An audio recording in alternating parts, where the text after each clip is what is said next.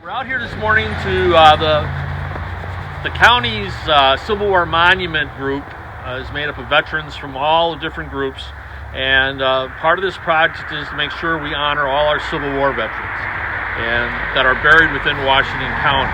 And this is just another one of our stones that's being placed in the county to honor Casimir Getz and Jacob Kramer, who are two Civil War veterans from this area.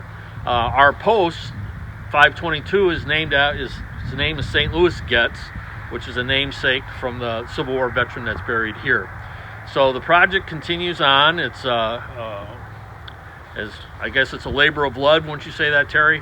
To get this done, it was started by Gene Wendelborn, who used to be the key researcher over at the Historical Society, and he passed away before we ever got to this phase of actually placing monuments. So it's kind of nice to see the process we're going through, and it's continuing to work.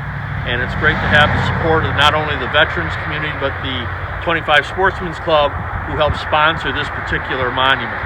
So that's why we're here, and we'll answer any questions anybody has at this time. Anybody have any questions? Everybody familiar? We're still looking for donations because I say we got a lot of stones to put up yet, so we're still looking for donations. And the next one that's going up in this area will be at St. Hubert's, and that'll be around Memorial Day, and there'll be a ceremony for that one. Also, that's a little bit larger stone. St. Mary's is doing it. And St. Mary's. So, and there's one up in West Bend that'll be coming up shortly. So we're getting them out. It just takes a little bit of time. You got to raise the money, make the stone, place the stone. So that's where we're at right now. And so, I guess we will just all take a moment of silence in honor of our veterans, and of course in honor of Veterans Day. Uncovered.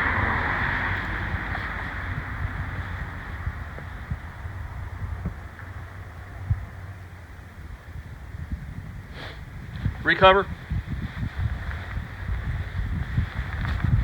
So everybody be safe this Veterans Weekend, this Veterans Day coming up. Thank you for coming out this morning and honoring a couple of our Civil War veterans that served here in Washington County. Thank you. Well, we have about 502 Civil War veterans buried within Washington County in approximately 60 plus cemeteries.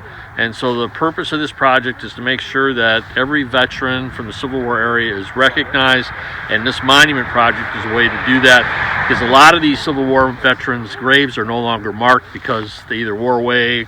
The cemeteries are unplatted, so they don't know where they are, but they know they're in the cemetery. So we worked with the Historical Society on this project, and now we're in the final phase, which is actually getting the monuments out and getting them established in the county. So this one here is kind of unique because the post 522 is named after St. Louis Getz.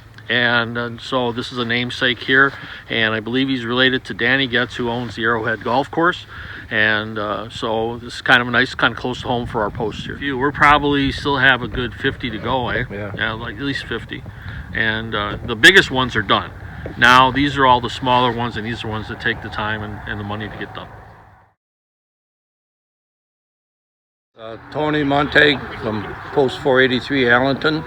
I'm a co-chair of the committee for the Civil War Monument Committee. And today we're going to dedicate this one here at St. Augustine Cemetery in Richfield. I don't know really that much about them, but we pulled them up on the internet, and then we found out that they were buried at this cemetery, and the Bark Lake Post and the Gun Club are dedicating this one. They're sponsoring this monument. I have about 8 of them out already. And the next one there's going to be going up is in Barton at St. Mary's, and then St. Mary's down in Hillside, and St. Hubert's in Hubertus. So them are the next ones that we're working on. This started about 30 years ago, and it was to honor the Civil War veterans at the end of the Civil War, 150th anniversary. So we took up the thing, and the county, and so we're just trying to get all this people aware that the Civil War veterans, they're still veterans too, just like the World War II and World War I and all the rest of the conflicts.